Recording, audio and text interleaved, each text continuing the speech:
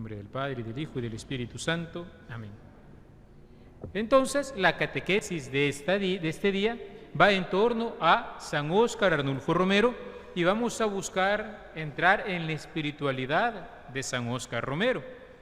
Comenzamos siempre con alguna cita que nos ayude a meditar.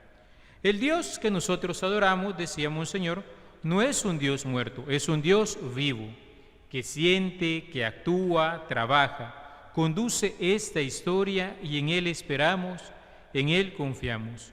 Dios va con nosotros. Como siempre, comenzamos nuestra reunión con una oración inicial y pasamos a la celebración de la palabra. Los textos están tomados de la liturgia de la memoria de San Óscar Romero. Primero es el capítulo 8 de la Carta a los Romanos. Ni muerte ni vida podrá apartarnos del amor de Dios.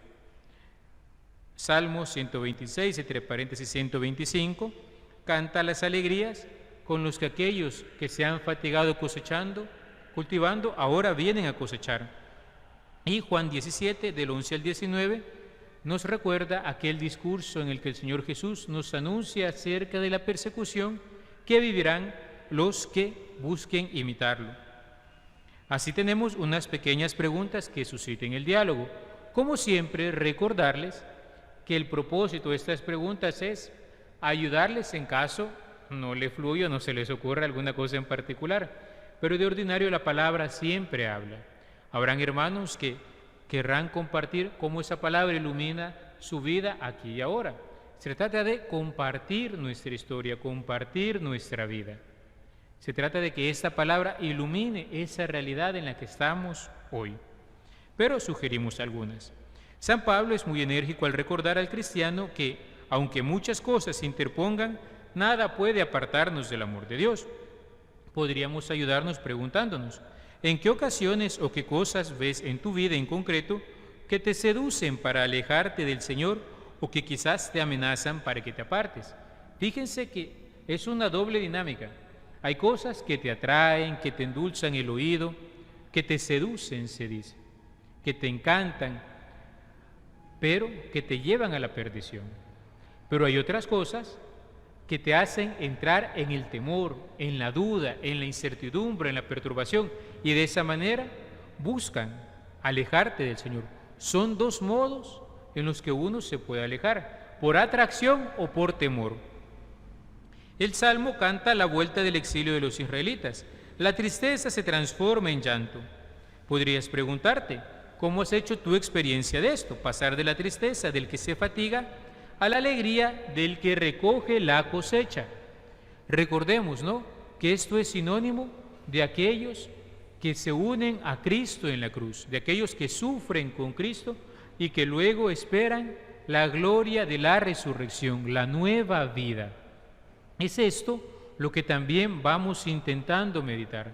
¿Cómo en mi vida hago experiencia de este morir a mí mismo y de resucitar a esta nueva vida, de la tristeza a la alegría verdadera?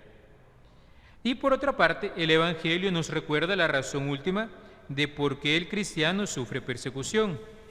¿Cómo la asumes cuando ésta llega? ¿Cómo has hecho experiencia del mundo o de las estructuras de pecado que atentan contra tu ser cristiano? Porque el mundo persigue. El mundo nos detestará porque vamos contra corriente, porque todo nuestro modo de actuar, pensar y sentir se manifiesta a la luz de Cristo, el verdadero hombre que nos enseña a ser hombres, porque en él Dios nos ha hablado. Ahora bien, el mundo detesta esto. Bien dice el Evangelio de Juan, la luz viene, pero las tinieblas la rechazan. ¿Por qué en última instancia el cristiano es perseguido? Porque el mundo persigue a Cristo. Y aquel que quiera seguir a Cristo habrá de padecer con Él. Y esta es una de las cosas que nunca hemos de perder de vista. Cuando no estoy experimentando persecución, atentos, ¿no será que estoy caminando con la mentalidad del mundo? Es importante plantearnos estas preguntas. Y así llegamos a nuestra catequesis. En esta ocasión no vamos a detenernos en la biografía o datos genéricos sobre Monseñor Romero. Eso los pueden encontrar en los diferentes titulares, canales católicos que van a estar dando ciertas noticias hoy en día. Y para la canonización, como no, se dio a conocer muchísimo sobre esto. A nosotros nos interesa en esta ocasión acercarnos a la espiritualidad de Monseñor Romero para poder imitar las virtudes que él vivió y el modo de seguir a Cristo como él lo vivió. Hablar de la figura de un mártir es hablar de un hombre que fue capaz de unirse tan firmemente al Sacratísimo Corazón de Cristo, que lo ha seguido en modo tan perfecto y amoroso, que le fue concedida la gracia de compartir singularísimamente su inmolación en la cruz. Es hermoso contemplar en la vida de santos como San Óscar Romero, cómo en su corazón, que se presenta como un jardín de virtudes, destaca la rosa roja de la fortaleza que ha llegado a manifestarse de un modo especial en el martirio. Ya hablábamos en la catequesis sobre el Padre Rutilio Grande al hablar del martirio, que es la vivencia de la virtud heroica en el caso de la fortaleza. Es decir, el hombre ha perseguido de tal modo el bien arduo que le ha sido concedido un don del Espíritu Santo para poder testimoniarlo incluso a la costa de su vida. Ha debido resistir el mayor de los males, que es la muerte, para poder perseverar en el bien. Pero también sabemos nosotros que una virtud no crece ella solita, crece en torno a las demás. Habíamos puesto ya el ejemplo en otra ocasión, ¿no? Que las virtudes son como los dedos de la mano de un niño. Crece una, crecen todas. Lo mismo los vicios, que son lo contrario a las virtudes. Crece uno, crecen todos. Uno tiene que ir por eso buscando trabajar y nunca detenerse. Cuando contemplamos el ejemplo de Monseñor Romero, no es extraño, por lo tanto, admirarnos de su profundo amor y celo por el Señor y el rebaño que le confió para que fuese Él su pastor. La generosidad y la constancia que manifestó también a hacer la voluntad del Padre le obtuvo recibir de lo alto el don precioso de ser un testigo de Cristo, rubricando su seguimiento con su sangre derramada al pie del altar. Hemos de tener presente cuáles son los dos elementos que simultáneamente forman el concepto de martirio. Por un lado, el testimonio público en favor de Cristo y la muerte violenta voluntariamente aceptada para confirmar la fe en Cristo resucitado y viviente, que vendrá a juzgar vivos y muertos, que ese es el segundo elemento. Dos puntos importantes para el mártir: testimonio público en favor del Señor y la aceptación voluntaria de aquel destino por amor al Padre. Ahora bien, por ello, para declarar públicamente como mártir a alguien, la Iglesia, ¿qué es lo que corrobora? 1, un perseguidor que inflige. 2, por odio a la fe y otra virtud cristiana. 3, la muerte. 4, a un cristiano, el cual, 5, acepta voluntariamente la muerte. 6, soporta pacientemente la misma muerte. 7, por amor a Cristo y por serle fiel, y además la obra del reconocimiento de la Iglesia, que 8, acepta en el fuero externo el evento martirial. Como 9, la expresión de la fortaleza heroica. 10, fundada sobre la caridad, amor a Dios hasta el extremo, y lo propaga. Con 12, la solemne declaración, y 13, la imitación y veneración de los fieles. Ahí pueden ver como partidita la definición de lo que es un mártir, en 13 elementos. Un cristiano al cual se le inflige una muerte porque está viviendo la fe, porque el perseguidor odia la fe y las virtudes que la fe anuncia. Este cristiano que acepta voluntariamente la muerte, la soporta pacientemente y lo hace por amor al Señor. De ahí la virtud de la caridad. Y también la Iglesia que reconoce, en el fuero externo se dice, que reconoce públicamente, es decir, no solo como un acto interior de la conciencia, sino también hacia afuera aquel hecho, y lo declara una expresión heroica de la fortaleza, la que se funde en el amor y se propaga solemnemente con una declaración, para que se le imite y se le venere. Debemos recordar siempre que el objetivo de un proceso de canonización no son los siervos de Dios, ellos ya están en el cielo. La Iglesia, ¿por qué los declara? Por nosotros. Somos nosotros destinatarios y beneficiarios de las canonizaciones. Somos nosotros quienes tenemos la necesidad de que la Iglesia, proponiéndonos continuamente nuevos modelos de santidad, nos mueva a practicar un nuevo estilo de vida que brota del encuentro con Jesucristo vivo, animado por el Espíritu Santo, contribuyendo con ello a fortalecer y acrecentar la unión existente entre la Iglesia triunfante y la Iglesia peregrinante. Los santos canonizados son de utilidad para los fieles, para nosotros que vamos de camino, para que ahí donde están ellos, también nosotros lleguemos un día. Al contemplarlos a ellos, también nosotros llegamos. Sí es posible. Yo también quiero vivir la santidad. Y qué hermoso, ¿no? Con las canonizaciones y las beatificaciones que hemos vivido, ver un obispo, un sacerdote, un laico, un joven, que nos dicen, también un salvadoreño puede ser santo. Es este el motivo último. En este sentido, contemplar las virtudes y la espiritualidad de los mártires es para nosotros una ocasión provechosa para nuestra edificación como cristianos.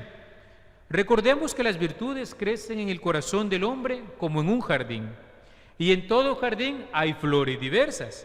Del mismo modo, una virtud nunca viene sola. ¿Cómo hablar de una fortaleza martirial arraigada en el amor de la caridad sin mencionar las otras virtudes teologales, que también se nutren de ella? ¿Cómo no mencionar, por ejemplo, la fe de Monseñor Romero, que no solo predicaba, sino también que es la fe que él ha transmitido de parte de la Iglesia? Porque Monseñor no se predicaba a sí mismo, predicaba lo que la Iglesia siempre ha dicho y enseñado, lo cual también se manifestaba, por ejemplo, en su fidelidad al Papa, cosa que encontramos en expresiones como la de su diario al hablar en el 15º aniversario de la coronación de Pablo VI. Roma será siempre para nosotros madre, maestra y patria, decía. Monseñor Romero, recordemos, miraba la figura del Papa y de Roma como aquella condensación, como aquella síntesis de la Iglesia universal. Monseñor era un hombre de iglesia, pero para ser un hombre de iglesia hay que ser un hombre de fe. Porque la Iglesia no se anuncia a sí misma. La Iglesia existe para dar testimonio del Señor, para continuar la obra salvadora de Jesucristo. Y esto es maravilloso contemplarlo en la fe de Monseñor Romero. ¿Cómo no destacar, por ejemplo, en él la esperanza, como la que vivió al haberse lanzado a anunciar el reino de los cielos, anhelándolo ciertamente como la patria eterna? Y claro, la nostalgia del cielo le llevaría a saber descubrir cómo su compromiso bautismal debe llevarle a vivir desde ya aquello que se espera vivir un día en plenitud. Recordemos que es la esperanza, es aquella disposición firme y estable infundida por nosotros infundida por Dios en nosotros en el día del bautismo, por la cual anhelamos el reino de los cielos como la felicidad eterna y confiamos los auxilios del Espíritu Santo que nos serán dados para alcanzarlo. Yo sé que ustedes conocen de memoria esta definición, ¿verdad? Es lo que dice el catecismo. Fuimos al catecismo. Anhelamos al Señor, anhelamos el cielo como nuestra suprema felicidad. Y confiamos que el Espíritu Santo nos dará lo que necesitamos para llegar ahí. Eso es en síntesis la esperanza. Pero ojo, anhelar la patria celeste, anhelar la patria del cielo, no significa que me voy a desentender de la patria del suelo, por decirlo así, sino que saber que aquí me juego la eternidad, me recuerda que esto que vivo hoy se prolongará un día. Y por tanto no puedo ser indiferente. Ya me han escuchado, creo yo, aquel ejemplo que les pongo. Una mamá que viene y está con su niño chiquito, ¿verdad? Y la mamá le dice, estése quieto, pórtese bien, estése en juicio. ¿Y por qué me tengo que portar bien?, dice el niño. Y la mamá le dice, porque usted es un ciudadano del cielo y en el cielo todos se portan bien. Tan sencillo como eso. Monseñor Romero en una de sus homilías, por ejemplo, decía, ¿a qué venimos cada domingo a misa? A empaparnos más como cristianos del misterio que está a la base de nuestra fe y de nuestra esperanza, el misterio de Cristo, misterio que no es otra cosa que el amor infinito, el proyecto infinito de Dios para salvar a los hombres, elevarlos y hacerlos con Él una familia. Peregrinamos entre las vicisitudes de la historia, entre las tentaciones y halagos del mundo. Hay el peligro de que nos vayamos quedando instalados en la tierra y olvidemos ese llamamiento amoroso de un Padre que nos espera con los brazos abiertos y que no solo nos espera, sino que nos está dando para el camino nada menos que a su propio Hijo Jesucristo. ¿Esto no muestra acaso un hombre que anhelaba el cielo y que confiaba en que el Señor le daba todo para llegar al cielo?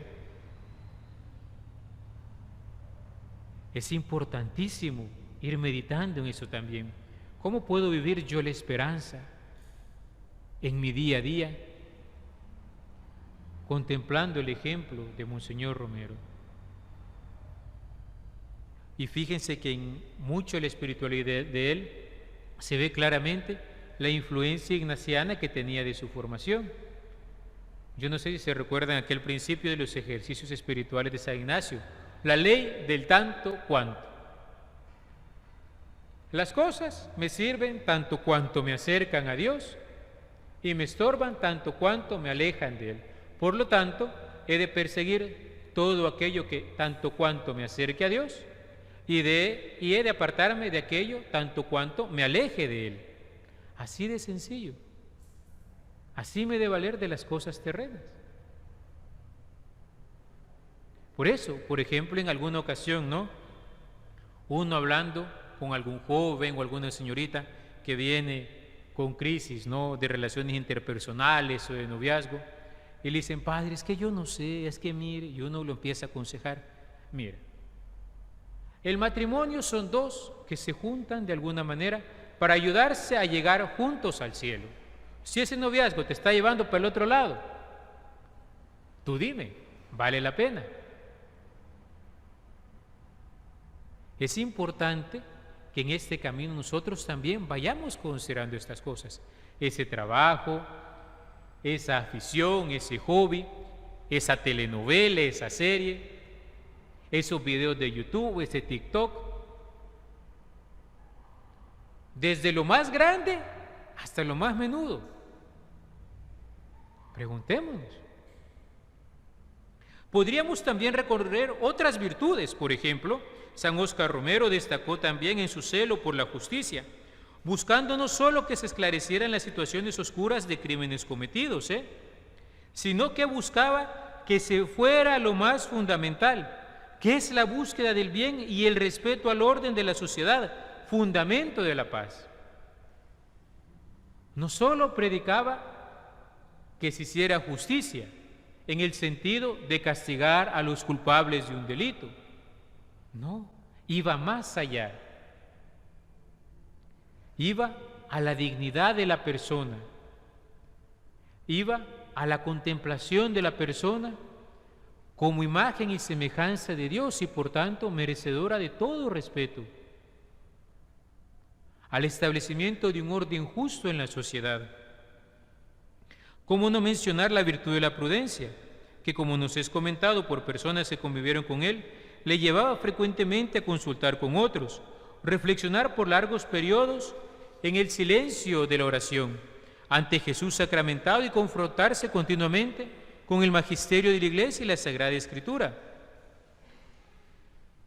La prudencia, se dice, es la virtud de la razón práctica por la cual hago la cosa justa en el momento justo. Ahora bien, se dice que la prudencia es la virtud del gobierno. Aquel que gobierna desde su familia, desde su historia personal hasta una comunidad, tiene que recordar prudencia, hacer la cosa justa en el momento justo. Pero ¿cómo uno crece en prudencia? Porque no, a veces uno puede meter la pata, ¿no? Salir de boca floja, de repente hacer comentarios inapropiados o ser muy precipitado. ¿Cómo puedo abandonar eso? Acostúmbrese a reflexionar, consulte, pida consejo, sepa esperar. Váyase a dormir y el día siguiente toma la decisión. Haga oración, medite la palabra. Vea qué dice la iglesia sobre eso que usted está queriendo trabajar o que usted está queriendo abordar. Todo eso nos va ayudando a ser hombres y mujeres prudentes. Pero si yo solo, Señor, dame la prudencia, ¿cómo no, verdad? El Señor concede gracias, pero la gracia de Dios actúa en una materia bien dispuesta, entonces hay que disponer la materia. Pero si yo digo, es que tengo que ser prudente, pero ahí me voy a juntar con la niña fulanita que miren, rapidito me da a conocer todos los chambres del pasaje. No me diga que está queriendo ser prudente, va. Porque le va a venir la chocolilla de irle a contar a la otra niña fulanita. Por poner un ejemplo, ¿verdad? O los señores también, ¿no? Es que me voy a cortar el pelo y al barbero le contaron todos los problemas del pasaje y después el barbero se encarga de difundirlo, ¿no? No crean que es mal solo de mujeres, esto es de todos. La murmuración está a la orden del día. También aquel que observa los cuadernos espirituales de Monseñor Romero no escapará a ver cómo custodiaba la virtud de la templanza.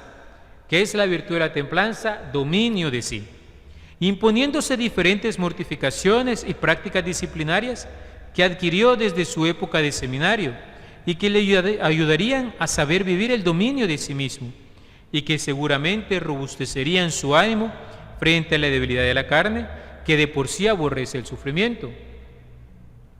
Si él no se hubiera mortificado, no hubiera hecho penitencia, ¿acaso hubiera resistido esos momentos tan difíciles en los que se le amenazaba? Nosotros a veces, ¿no? Quisiéramos tener esa voluntad de mártir, ¿no? Esa resiedumbre, esa firmeza. Sí, pero no aguanto ni siquiera una mala mirada. De ya alguien dice algo mal de mí y ya soy, ay, pobrecito yo. Es que miren, soy víctima de este mundo cruel. Ya vio, mire, y van a poner el dedo. Y semana a semana van a poner el dedo con el coordinador de la comunidad, con el coordinador del sector, con el coordinador del grupo, del movimiento y con el padre.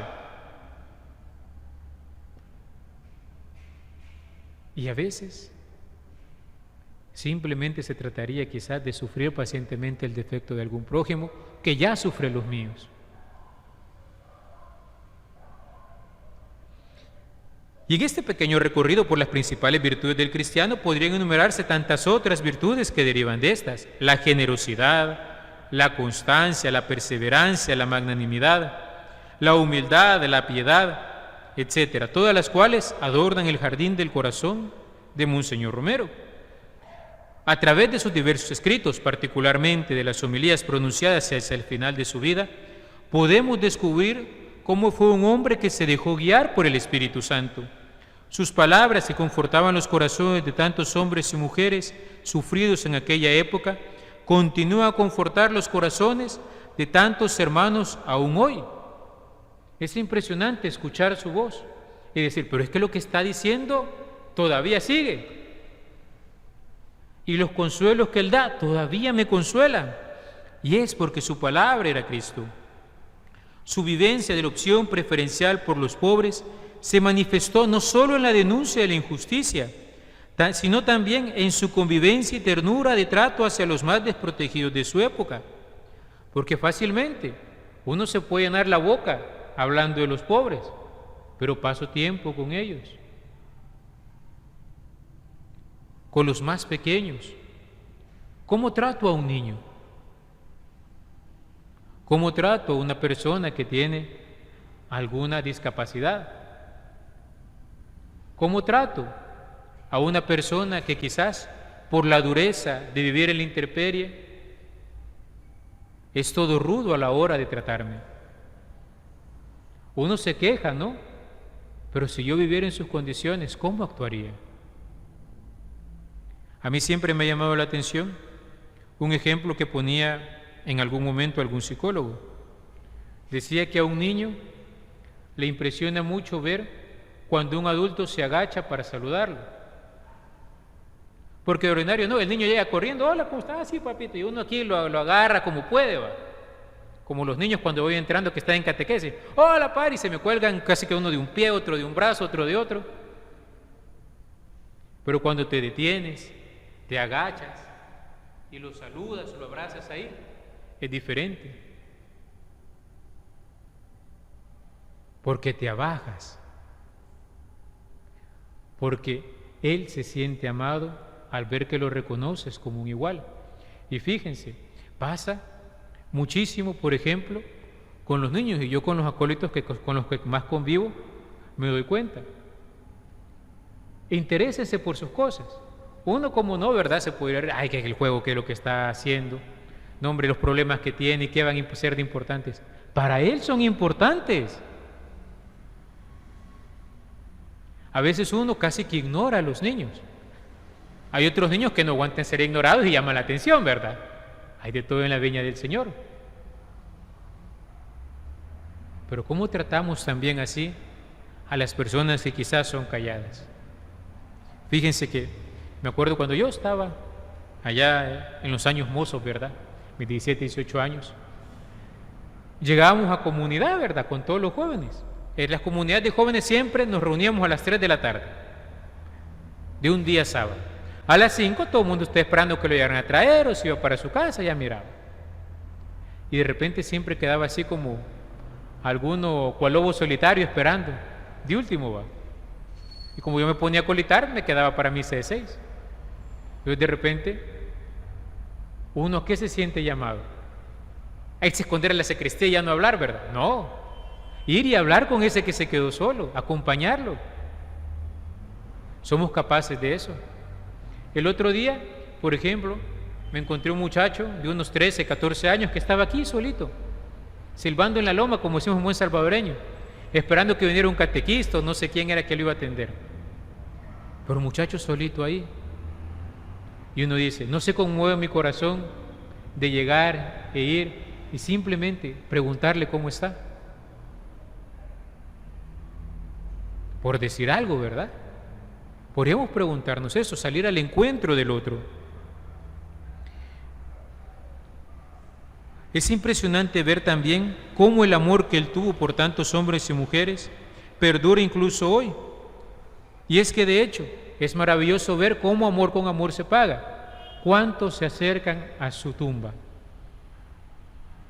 Hoy en día, ancianitos, ancianitas, que llegan a rezarle a Monseñor Romero, aquí, frente al busto que está fuera de la parroquia. Tanta gente que llega y se pone y se encomienda a él. Y quizás no todos lo ven. A veces a media mañana que aparece alguno por ahí. Porque han sentido que les han amado. Al meditar en su vida y su legado podemos aprender de él numerosas virtudes, buscándola vivir según la época que nos ha tocado a nosotros. Pero lo esencial no es otra cosa, sino la imitación de Cristo, la unión a Él. Lo demás viene de ahí. En Él podemos ver como un hombre que ama profundamente a su Señor, que se une tan íntimamente a su corazón, no puede sino ser transformado por el amor que late en el pecho herido de nuestro Redentor. Qué gran don se le concedió, que incluso lo unió al más grande acto de amor de Cristo, como fue su inmolación en el ara de la cruz, que se actualiza cada día en la celebración de la Santa Misa. Algunos puntitos que nos pueden ayudar a delinear la espiritualidad de Monseñor Romero. Primero, una vida de austeridad, lo cual derivaba en una verdadera libertad interior ante los bienes y riquezas del mundo. Conocido de sobra es cómo vivía en el hospitalito la Divina Providencia. La austeridad. Porque si uno vive buscando honores, riquezas o granjeándose favores, ¿qué le sucede? Se amarra o lo amarran. Es lo que se llama modernamente en cooperación internacional ayuda atada. Sí, te doy esto, pero a cambio no vas a hablar de esto o solo vas a hablar de esto. Y su pobreza le ayudó a vivir libre de esas ataduras. Segundo, la oración personal fue vivida siempre como un momento de diálogo profundo con Dios, lo que consideraba de vital importancia para su sacerdocio. En sus cuadernos espirituales escribía: una actividad apostólica sin vida interior es como tratar de coser con una aguja sin hilo. Conocido es que pasaba noches enteras en oración, pero a eso se llega comenzando con el 1% del día, como les digo, al menos 15 minutos. Verlo a él en oración tanto tiempo no nos debería motivar a nosotros a decir que sí un ratito, es que estoy cansado. ¿Y cómo no vivía él? Aprovechar el primer momento del día. Cuenta Monseñor Urrutia, por ejemplo, hablando del último día que convivió con él, ¿verdad? Que un 23 de marzo, que preparando la homilía, ¿cómo la preparaba? Consultaba, ¿no? Tenía un economista, un abogado, tenía otros padres que le asistían, y les preguntaba sobre la realidad nacional, sobre lo que se estaba viviendo. Luego se iba, estudiaba, ¿no? Comentarios bíblicos, el magisterio de la iglesia, y se iba a la capilla a hacer oración. Dice Monseñor que se ponían a rezar el rosario, que rezaban la liturgia de las horas también, y que al final él se despedía y se iba al Santísimo, o se iba frente a un crucifijo, y ahí pasaba, que ese último día estaba frente al crucifijo de su cuarto, y cuando él vino a sentir ya era de mañana, ya era temprano, se levantó él porque se había quedado dormido y fue a ver a Monseñor de rodillas frente al crucifijo todavía.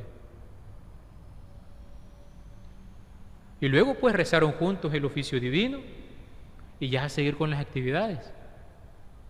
Pero es impresionante, ¿no? ¿Y nosotros?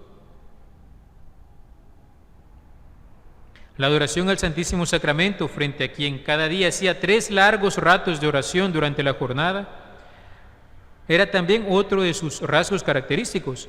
Las decisiones más importantes siempre las tomó de rodillas frente al Santísimo. Los padres dicen eso usualmente cuando comentan, cuando él vivía en el seminario. Iban, como no, consultaba, hablaba con todos, y de repente se iba para la capilla. Al Señor le iba a consultar, y ya al rato regresaba. Y tú y yo pasamos frente al sagrario, o frente al Santísimo expuesto, no en la capilla de adoración. A veces pensamos, no, yo ya tengo un turno en la capilla, 1 hora estoy todas las semanas, hago un montón. Realmente es un montón. 1 hora a la semana. Cuando la semana laboral, ¿cuántas horas tiene? 44. Interesante, ¿no? Preguntarnos, ¿eh? Él escribía como sacerdote en el periódico Chaparrastique de San Miguel: cuando el sacerdote ora, con él ora toda la iglesia. Y es importante entre sus notas características como sacerdote. Se dice que una de las definiciones del sacerdote es el hombre que habla a los hombres de Dios y a Dios de los hombres. También vivía una fuerte devoción por la Santísima Virgen María, que se manifestaba en el rezo del Santo Rosario. Y ojo, pensemos que cuando él era chiquito, en su casa tenían la costumbre que en todos los pueblitos, a las 6 de la tarde sonaba la campana de la iglesia y rezaba el Ángelus. Aquí se la sonamos a las 12. Rezamos el Ángelus. Es más cortito que el rosario, ¿eh? Su piedad mariana fue fortalecida cuando fue de Ciudad Barrios a San Miguel a estar en el seminario menor. ¿Con quiénes estudió Monseñor Romero en el seminario menor en San Miguel? ¿Quiénes eran la congregación religiosa? A ver. Los claretianos.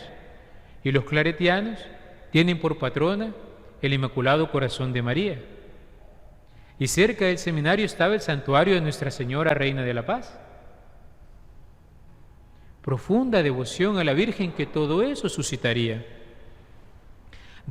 Y de modo especial en toda su vida, pero particularmente en su periodo como arzobispo, le acompañó la devoción al Sagrado Corazón de Jesús, a quien le había consagrado toda su vida. Consagración que renovaba cada mes, se dice. Y fíjense qué hermoso es, porque cuando uno va a ver los escritos de seminarista, ya está ahí, la devoción, todo se lo entrego al corazón de Jesús. Esto lo ofreceré en honor a las intenciones del corazón de Jesús. Es maravilloso. Los jesuitas, los padres jesuitas, saben ustedes, han promovido mucho la devoción al Sagrado Corazón, porque desde los inicios, que fue de alguna manera más divulgada por Santa Margarita María de Alacoque, aunque comenzó antes la devoción al Corazón de Cristo, el padre espiritual que le ayudó a Margarita María a discernir que eran revelaciones auténticas era San Claudio de la Colombière, un sacerdote jesuita. Ellos se dedicaron a promover la devoción y a meditarla y profundizarla. Pues bien, Monseñor Romero decía que él quería ser el obispo del Sagrado Corazón. Por eso es que toda la catequesis, si se fijaron hasta hoy, he ocupado esa palabra varias veces. Pónganle atención. Es la espiritualidad del corazón de Cristo. Escribía él: siento, después de unos días abrumadores de trabajo y cansancio, la dulzura y la intimidad con Jesús. ¿Cómo quisiera ganar en este necesario trato íntimo?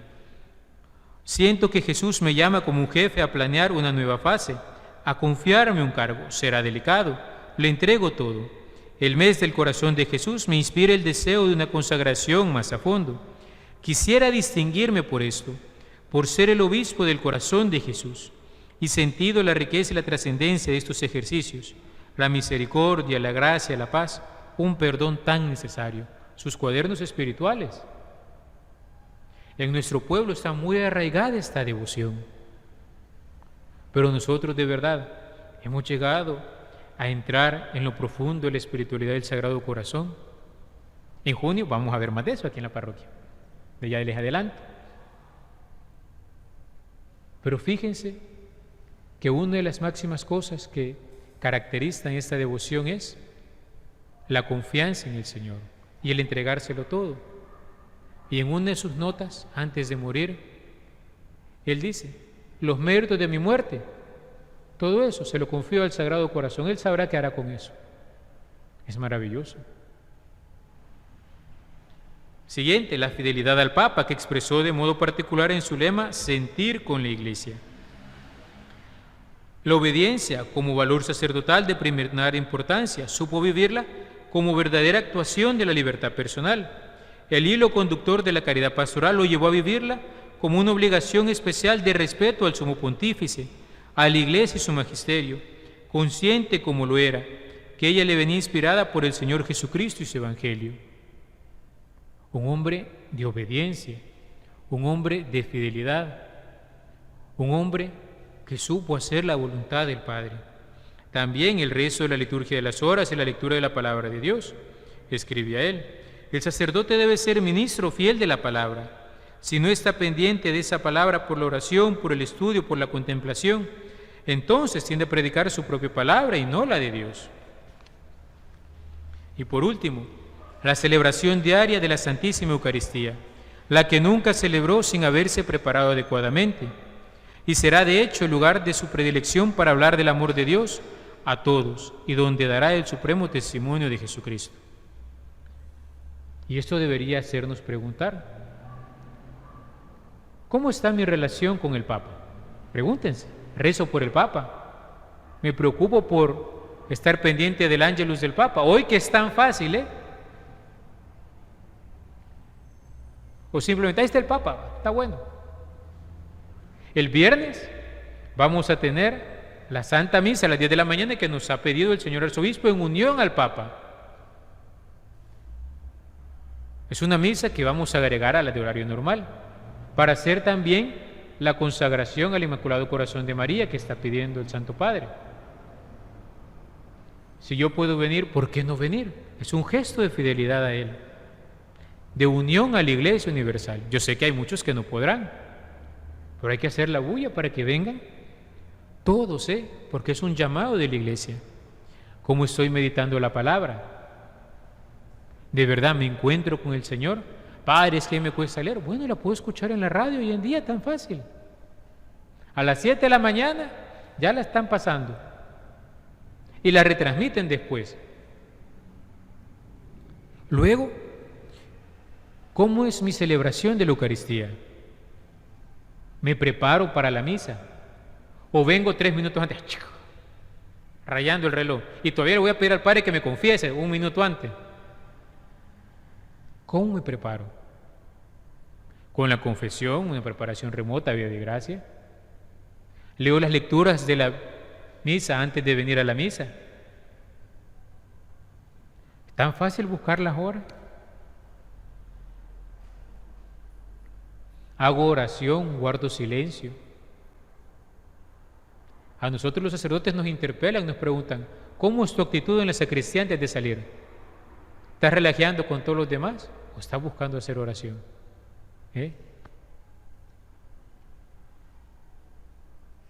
Al final de la misa, salgo, como decía un amigo mío, como cuca fliqueada. ¿Cómo cuca fliqueada? Échele baigón a una cuca a ver cómo sale, en guinda. Aquí, gracias a Dios, no está esa mala costumbre. Usualmente la gente se espera un poco al final del canto, pero doblo rodillas y le digo, gracias Señor, aunque sea rezar el alma de Cristo. Yo le digo, en el seminario, yo adquirí una práctica, yo dije, para no salir corriendo, porque la prisa de que nos dejaba el bus que nos llevaba a la universidad era angustiante.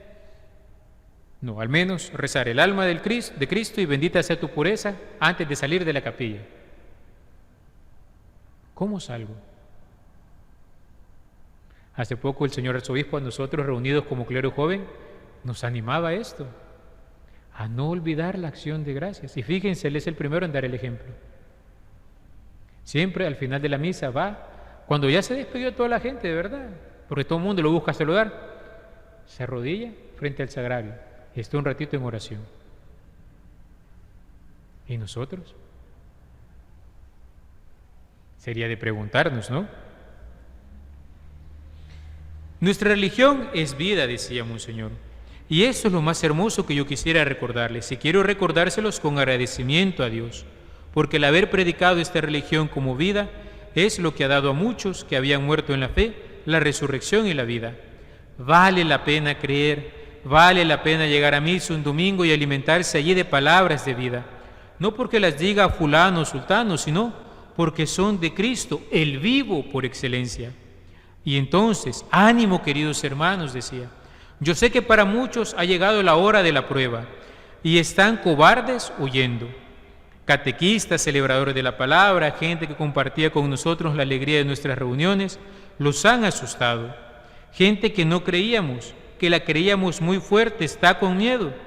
Pero es que se han olvidado de que es una religión de vida y que como vida tenía que chocar también con la vida que no es la vida de Dios, pero que vive como reino de las tinieblas y del pecado en el mundo. ¿Sí o no parecen palabras dichas para hoy? ¿Cuántos se nos han quedado, no? ¿Cuántos que nosotros decíamos, no, este va a perseverar hasta el final? ¿Y cuántos decían, con este podemos contar porque sé que asumir una responsabilidad y nos ayuda? ¿Y hoy? ¿Qué nos pasó? La iglesia sigue caminando. ¿Entre cuáles me quiero contar yo? ¿Entre aquellos que viven una fe viva o simplemente que se van acomodando al tiempo presente?